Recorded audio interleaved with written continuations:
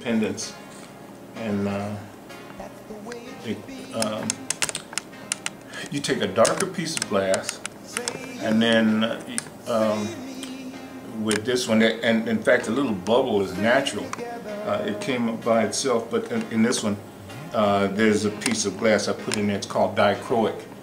Dichroic glass, you know, is kind of pricey, so you have to watch, you know, how you're using it. Some people use a lot of it, and that's why, you know, their pieces are kind of expensive.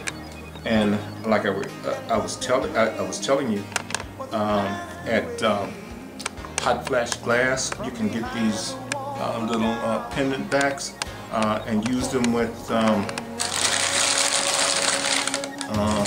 this E6000 glue, and then it does real well. If you cut the glass smaller, then you're able to let's say make earrings, whether they're dangles or whether they're clip-ons. You could do either one. I like to put them in cute little packages like this. The better your packaging is at craft shows, especially, the more people will tend to gravitate toward your table. You know, the more artistic it is. The next craft show I'm doing, I'm going to take 3 tables.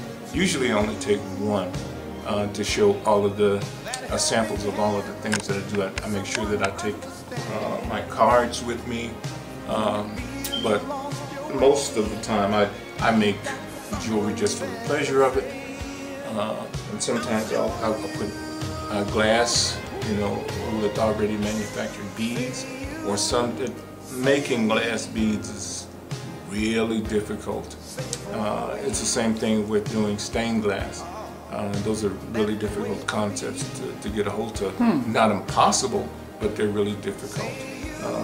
I recommend, if you're going to do something like stained glass or beading, or even making bracelets and things with glass, to take a structured class. Hot Flash Glass people, especially here in Albuquerque, you know, they're really good at that. Using hot glass to make bracelets and things is kind of dangerous, because you have to use an open kiln, and it's a tabletop device, but you have to open that thing at a very high temperature, and the glass is molten at that time. So it's something that I don't care to do. I just like to work with slumping and fusing, and that's more satisfying for me. Yeah. All right, cool, I enjoy cool. That, yeah. Say you